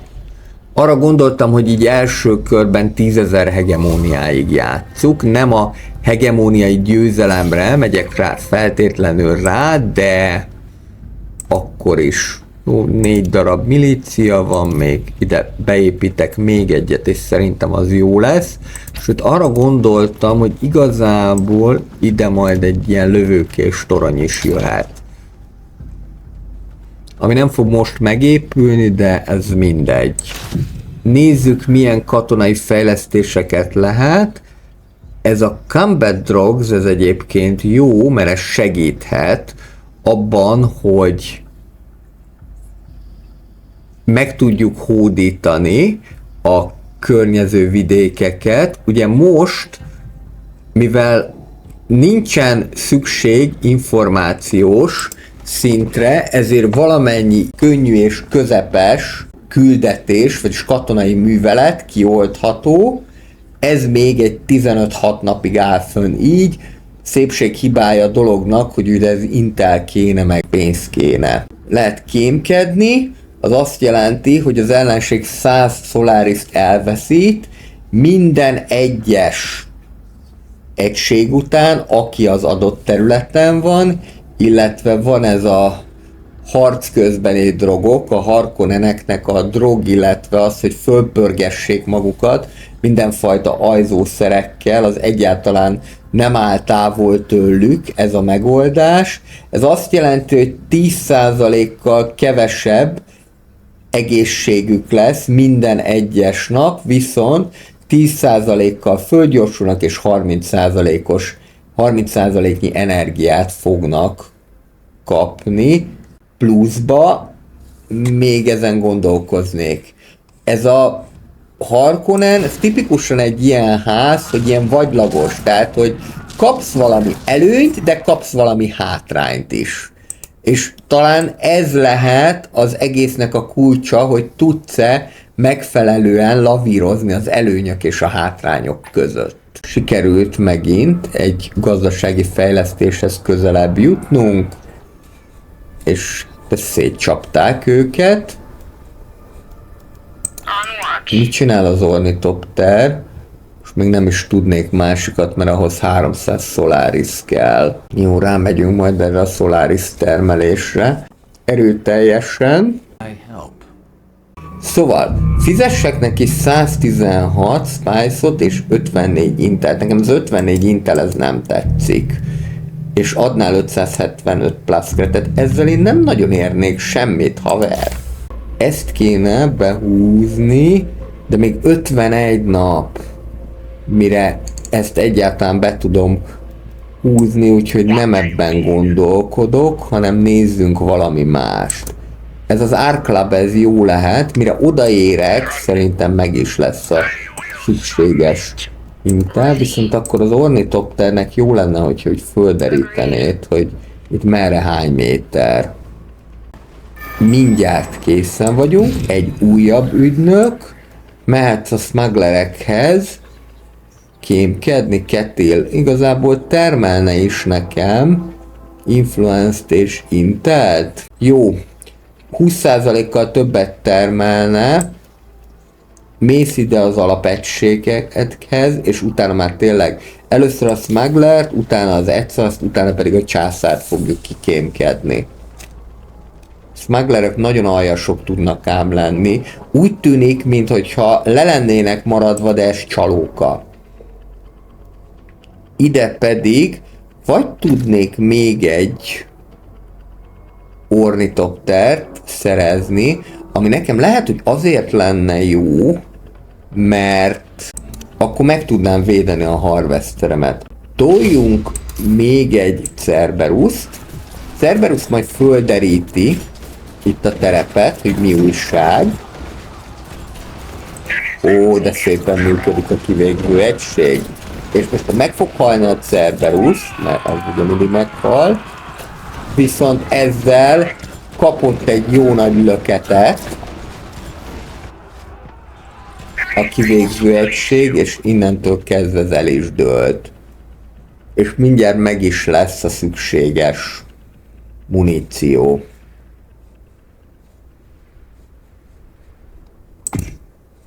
Közben megvan az első gazdasági épület, és ez egyel több autoritást is termel. Egy leendő fűszeres, nagyon jó, akkor ez nekünk itt kelleni fog. Ez mindenképpen. Picit visszaveszem, legyen pénzünk. És akkor, ha elkészül itt a Cerberus, akkor a 150 Intel is jó lenne, de most egy újabb ornitoptert azt jobban adnék. Mert akkor ezt viszont hozzá tudom ide csatolni. Megvan. 1, 2, 3, 4. Elég jó ez, hogy ennyi milíciát lehet lerakni, és akkor indulhat a fűszeres is. 7500 a Harkonneneknek, viszont az Exhaustnak is 7100. Na jó van, össze fogjuk akasztani a bajszunkat. Mondjuk neked nem bajszod van, hanem nagy csókos rúzsos szád. De akkor is összeakasztjuk valaminket. Gyere ide és derítsd fel a többit is, hogy itt mi van. Van egy olyan érzésem, hogy ez az Ark Club valami eléggé gazdag régió lesz. Még 43 nap, hogy elmúljon ez a dolog, és szerintem az Ecast azt meg kell támadni előbb, utóbb, meg kell tanítani őket arra, hogy ki a király, úgyhogy akkor őket tekintem most veszélyesnek. Azt nézem, hogy lenne olyan, ami termel nekem autoritást. Ez jó lesz, ez a Spacing Guild branch, a Liga branch, és ezt mindjárt meg is fogom építeni. És most már lehet, hogy pénzünk is lesz. Lassacskán. Újabb láncrád tanács. Jó, kell nekem a 30 darab láncrád megítélés, mert abban az esetben akkor megnyerem a Water Seller Union-t. 1, 2, 3-at ide nyomok. Ezt korrumpálom. És akkor ezt így nekem. És a többi az nem is érdekes most. Jó lenne persze 2 darab Solaris nyerni, de azt mondjuk biztos, hogy ellenezném, hogy a Corrinok nyerjék. Jó, megosztom ennyire a szavazatomat, és akkor nézzük.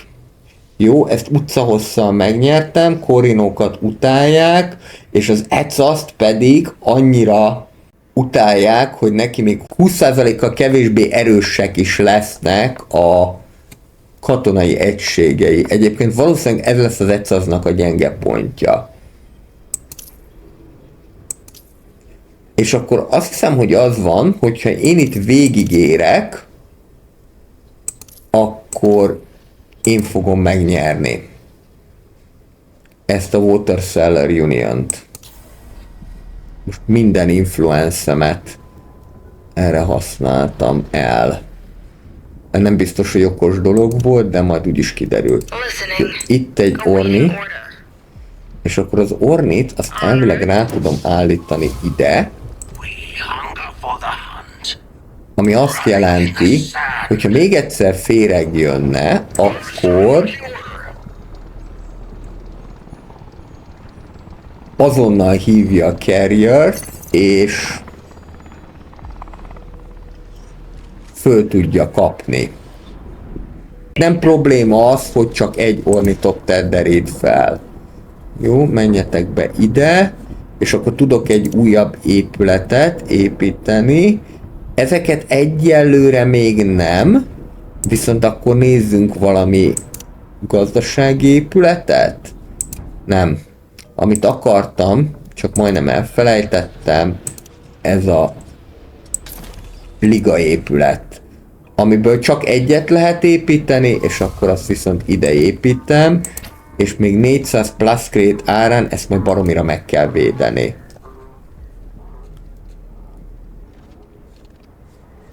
Közben föltöltögetem a milíciákat, ahol még kell, hogy erős védelem legyen, ha esetleg meg akarnának támadni, és hát miért ne akarnának, előbb vagy utóbb, ha más nem a raiderek. De most már ez is itt van, gyerekek. És itt vannak a smugglerék. Na gyerekek, akikkel elvileg meg nem támadási szerződésünk van, de azért vigyázni kell. Még az sem kizárt, hogy ők szabadították ránk ezeket a kis aranyosdi rédereket. Jó, ez jöhet egy ilyen információ szerző dolog, és többit majd még meglátjuk.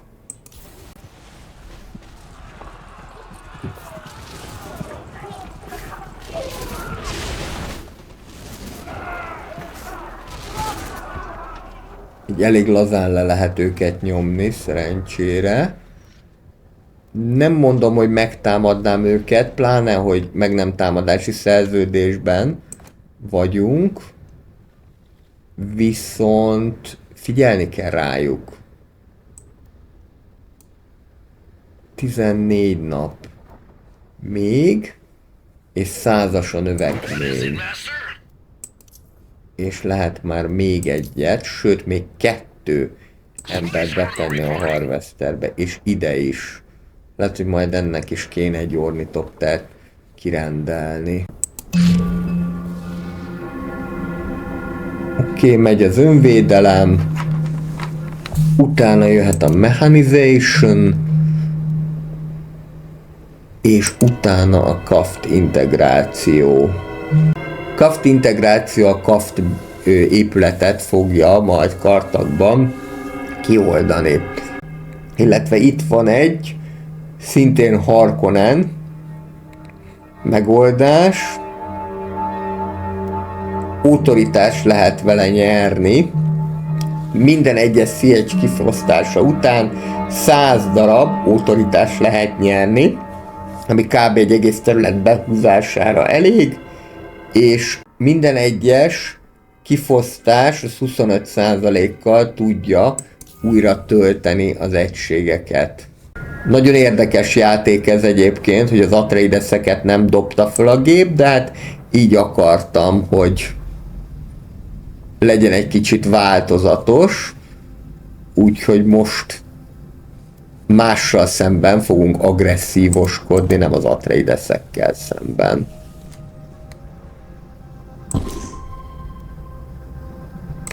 Ó, és Smugglerék azt mondták, hogy vége a meg nem támadási szerződésünknek, ám legyen. Valamit nagyon meg akartok támadni. Én ezt nem fogom hagyni, hanem szépen azt fogom csinálni, hogy módszeresen elkezdőleg benneteket gyengíteni. Nem tudom, hova mennek egyébként, de azt már sikerült kinyírni. Gyertek ide vissza, szépen. Kicsit megcsalogatjuk. Nagy a féreg jöjjön. Aha, itt is van. Ó, hát pont azt nyert el, természetesen, a kivégzőmet. Menjetek oda-vissza. Csak ki kellett mondani, hogy nehogy jöjjön a féreg, és már jött is. Fájbulod. Fájbulod az anyád mindenit. Ez ilyen közepes volt, és határvillongás. Van nekik ez a Wrecker, meg Scavenger. Egyébként nem gyengék. Ők.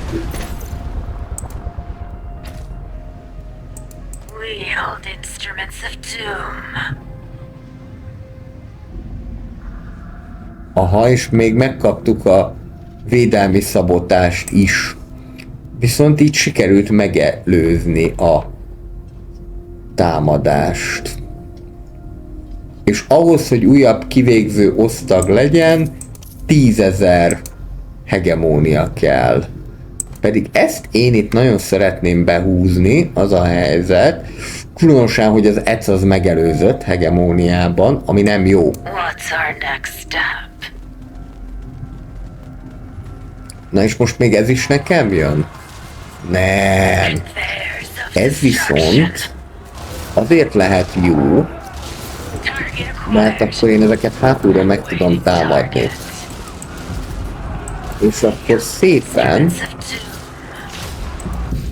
föl is oldjuk.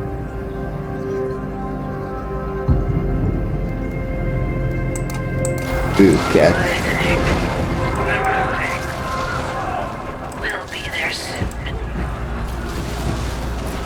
Az a baj, hogy olyan bánat gyengék.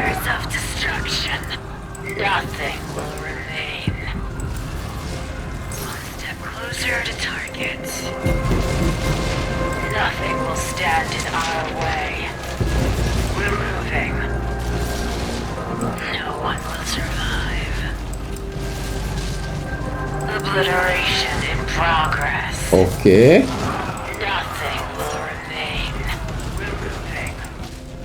We'll be there soon.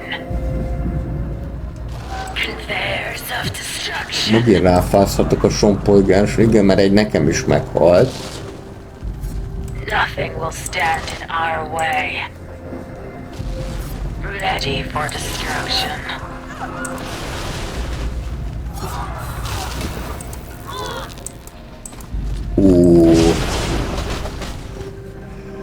Hát erre nagyon rábé.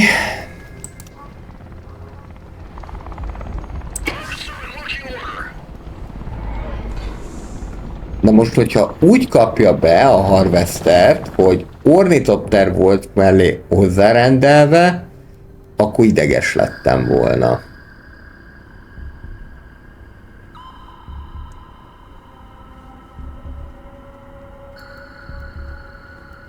We hunger for the hunt. Hát...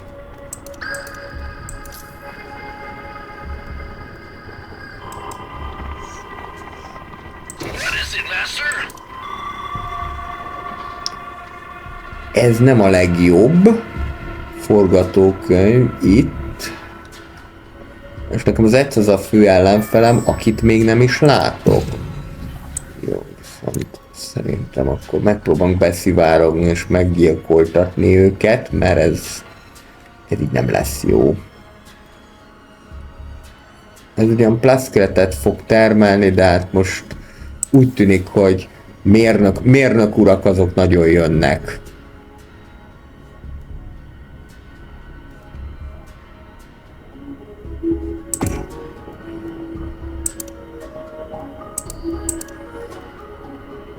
Nézzük, mit lehet építeni. Ez. Ez jó. Ez a Research Center. Hogy igazából nem ide akarnék, mert akkor legyen inkább ide. Mert szeretném mind a hármat, hogyha ki tudnám oldani. Plusz, hogyha 100-zal több szavazattal rendelkeznék a láncrádba, az egy nagyon-nagyon jó dolog lenne. Szépen lassan visszaerősítjük magunkat. És megnézzük, hogy mit lehet. Pénzünk van, tehát akkor jöhetnek ezek a furmányosabb épületek. És ez kéne nekem, ez a Crafts Workshop, de ugye ehhez a Symbols of Authority kell, ami akkor azt jelenti, hogy Savage Cleanings, és utána jöhet a Symbols of Authority. Mert nekem is kell hegemóniát termelni, tehát azt nem igazán szeretném megengedni, hogy az az megelőzzön. És a beszivárgást azt majd folytatni fogjuk.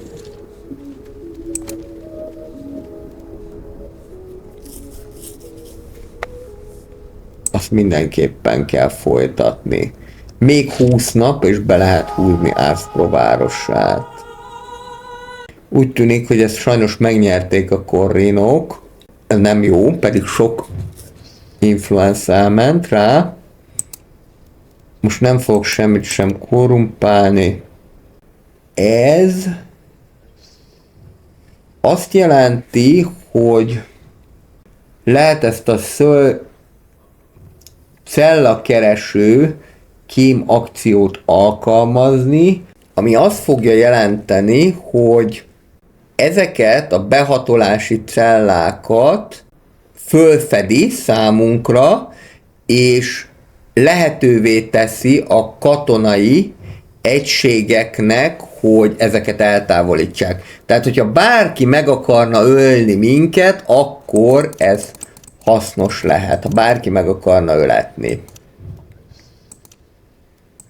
Jó, hát akkor maradunk ennél, mert itt csak arról szól, hogy vagy megszavazzuk a Corrinoknak a Water Sellers Uniont, vagy nem szavazzuk meg. Én nem fogom megszavazni, az biztos, és ezt sem fogom megszavazni, hogy egyen rosszabbul váltsák a fűszert.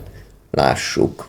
Ez nem jó, ezt megint a ECAZ nyerte, és mi nem tudtuk, itt meg kellett volna buherálni ezt a szavazást. Viszont nem szavazták meg a Corrinoknak a Water Seller Union, viszont megszavazták, hogy egyen rosszabbul váltsák a fűszert.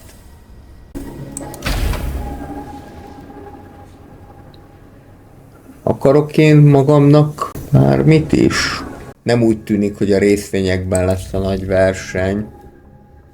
Bár ha nem úgy tűnik, hogy a részvényekben lesz a nagy verseny, akkor akár itt is lehet valamit kezdeni, és lehet, hogy pont ezzel tudok majd valamit kezdeni. 8500 hegemónia jelenleg, de az ETS az már 1000-rel vezet. Az ETS azt mindenképpen ki kell pucolni, ez szinte biztos. Mi lenne, ha megpróbálnánk veled valamit kötni, csak most nem fogja megengedni. És ráadásul vannak is ott szép számmal. Kivéve, hogyha megtámadom őket, ez ráadásul neki érzékeny lenne, mert itt fűszer is található. Wholesale Market, Refinery, Death Collector. Amúgy annyira nem értékes terület. Itt van az ETSAS-nak az ornitopterje.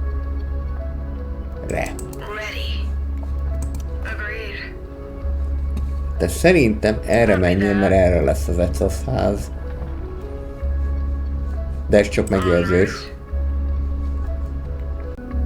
És még egyen rosszabbul fogják váltani a fűszert. 3 darab milícia. Egy smuggler. Megtámadunk. How can I help? És hiába ajánlasz föl bármit is, ez nem fog engem érdekelni. Igen. Ez nem tudom hova ment el.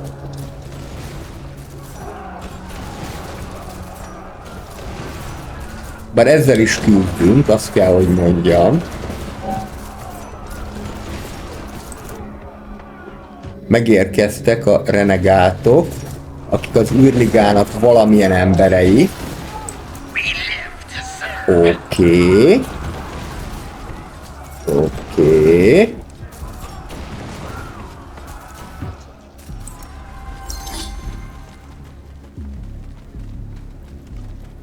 Húzzuk be.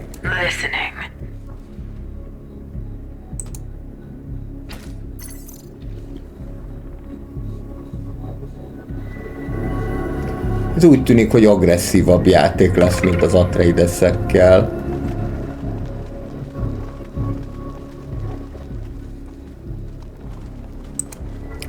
Közben persze renegát barátaink sem tétlenkednek.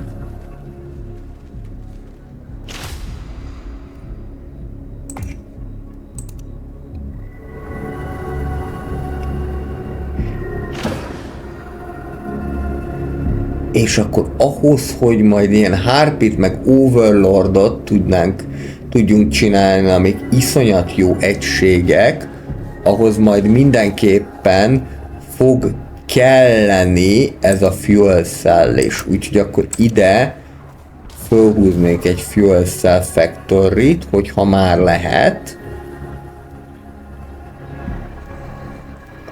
Aha, most jönnek vissza. Csapatostól. Hát most ezzel vagy megküzdünk, vagy nem, gyerekek, de ez úgy konkrétan a teljes smuggler sereg. Úgyhogy ez így nagy harcnak ígérkezik. Nem is venném el a dolgot. És addig ráadásul meg is fog állni ez az egész történet. Jajjajjajjajjajjajjajjajjaj. Ez így nem jó. Ez így nem jó.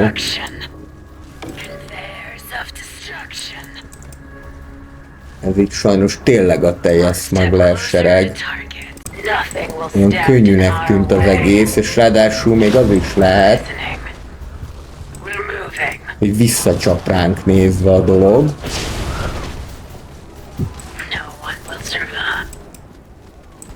És átmennek ellentámadásba, de talán az csak nem.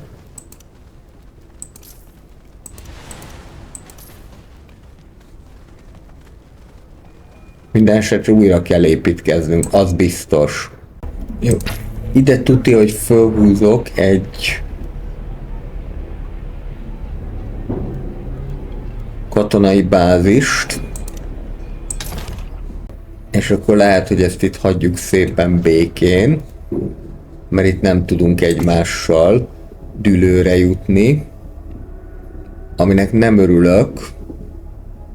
Viszont az Ecaznak visszament a hegemóniája, ami azt jelenti, hogy elképzelhető, hogy valakivel hadban áll. Let's talk honestly.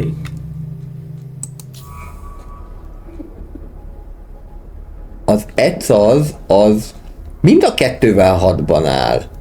Na, csempészkém, nem próbálunk meg egy non-aggression pactet? De azt mondja, hát ez kb. Az, hogy elkezdtük egymás ellen nyomni a fightot, és úgy tűnik, hogy egy erőben vagyunk. Most még. De ez nem mindig lesz így. Jó. Koncentrálok a kis védhető területemre. Akkor egyelőre, de nem engedtem el ezt a dolgot, ne aggódjál. What do you need? What do you need? Az do you need, hogy ezt itt akkor húzzuk be. 7 nap. Behúzzuk, megvan a 10.000 hegemónia. Ennek baromira örülök, hogy egyszer azért visszaesett. Isteni, hogy jössz a Harvesterért. Már kedvellek. Ezt itt behúzzuk, és igazából ezt is 413 plusz crate árán, és akkor mehet a támadás.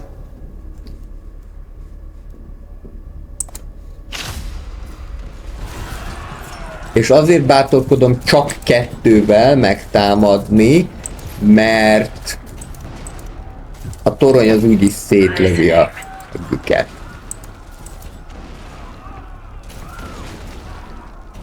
Az egyiket már szét is csapta.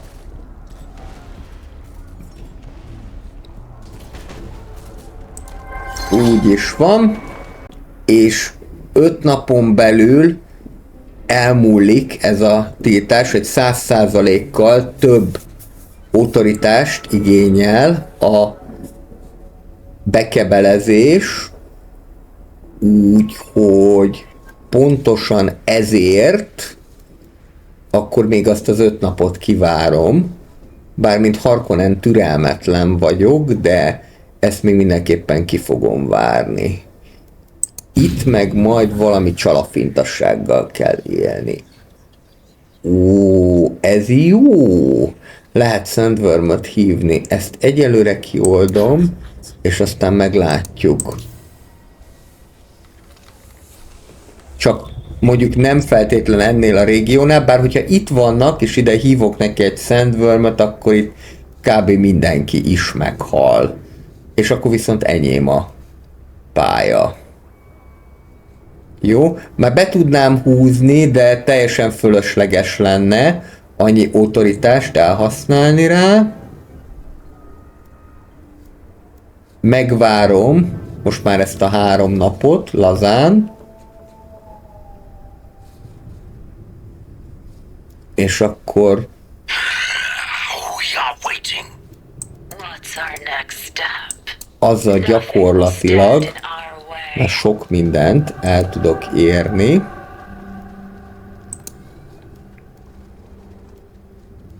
Most, hogy meg nem támadási szerződésünk van, illetve még You all right, boss? kaptunk 60 napra, az nem is kevés egyébként, We're listening. egy What do you want? Maraudert, meg egy Ranged Maraudert. Úgyhogy ezzel azért majd lehet hódítani. Hol vannak ecazék? On watch.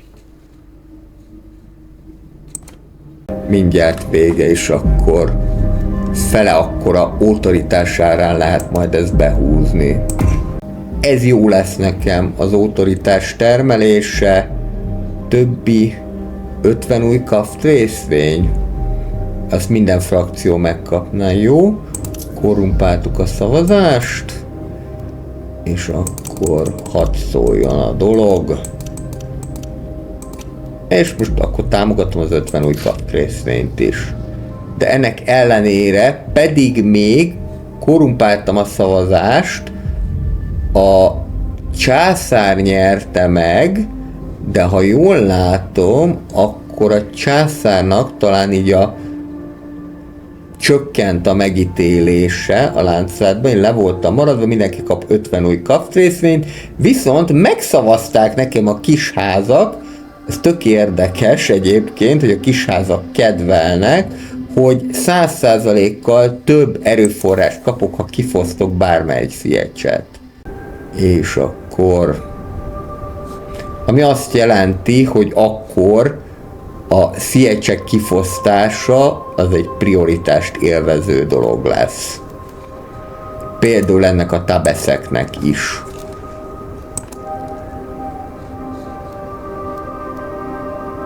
...209 autoritás, ez mindjárt békésebb, mint a 314.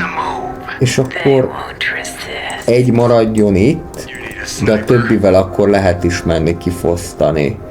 Ide pedig ugye a határ őrséget ide helyeztem. És van egy zsoldos. A zsoldos az jó lesz. A zsoldos is menjen oda. Úgy tűnik, hogy védeni kell a határaimat. Annak ellenére, hogy nem vagyunk haragban. 139 lenne ezt behúzni. Hát akkor lehet, hogy be fogom húzni ezt is. Akkor nem fosztom ki, hanem behúzom. 155, de az meg mindjárt meg lesz. 9800 hegemónián állok, megint én vezetek. Persze a hegemónia az nem minden, de azért nem jön rosszul. Mit akarok? Intelt azt akarok, igen. Itt fűszert akarhatnék, de az nem kell, és itt még intelt tudok szerezni. Nem ide, ide gyere. Ide nem kell. Igen. Indulhatsz vissza.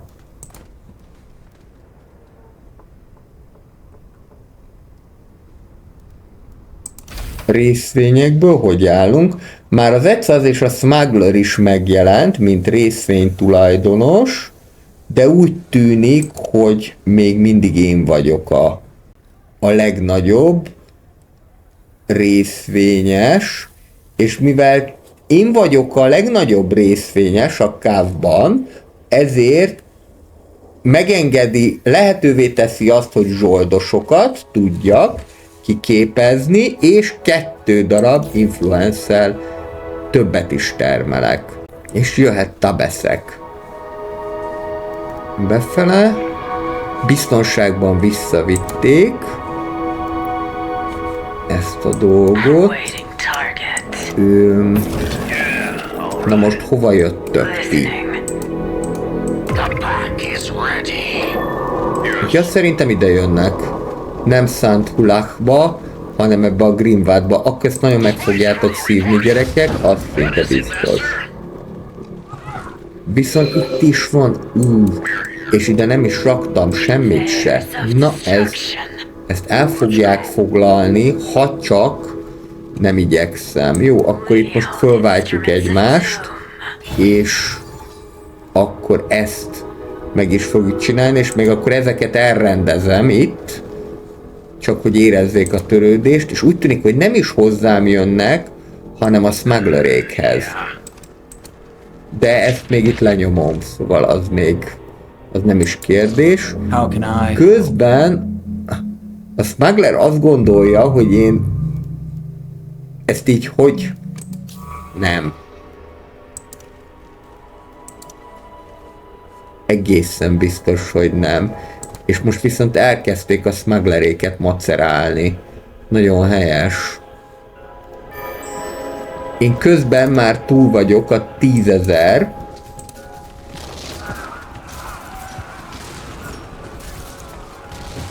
hegemónián, úgyhogy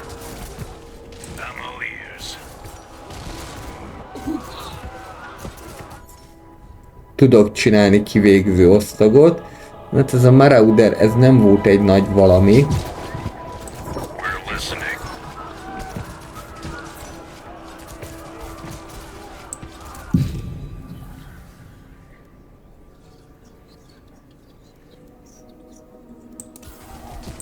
Ready for violence.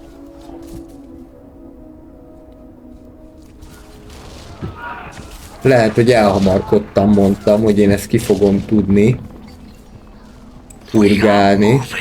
Na, akkor most menjünk vissza és koncentráljunk a védhető pozícióinkra.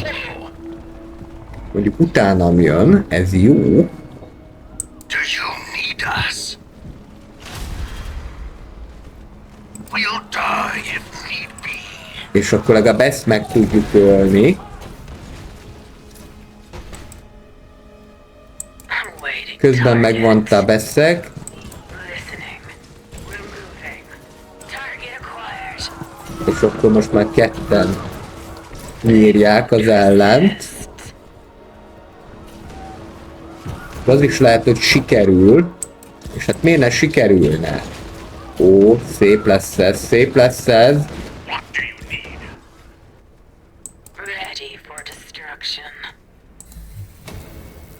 I'm waiting. Target. És úgy tűnik, hogy Listening. On our way. sikerülni fog ezt megtartani. Ide valóban elfelejtettem milíciákat tenni, de ez a hiba soha többet nem fordulhat elő. És még itt van egy szívesség, ugye itt, hogyha szerintem az 500 pleszkrétet választom, lehet nyerni 40 liga szívességet. Jó, akkor azt mondtam, hogy 10.000 hegemóniáig játsszuk, hát ez egy kicsit többre sikerült, 13.000 hegemónia volt, de akkor én ezzel megköszönöm a szíves figyelmet, a jövő hét pénteken folytatjuk, szerintem nagyon izgalmas játéknak nézünk elébe, fájtolni fogunk az ECAZ-zal, az egészen biztos. Ha tetszett ez a videó, akkor lájkoljatok, kommenteljetek, valamint iratkozzatok fel a csatornára. Ne felejtjétek, hogy hétfőn jövök a City Skylines-szal, a jövő hét pénteken pedig újra Dűne Harkonnen ház. Sziasztok!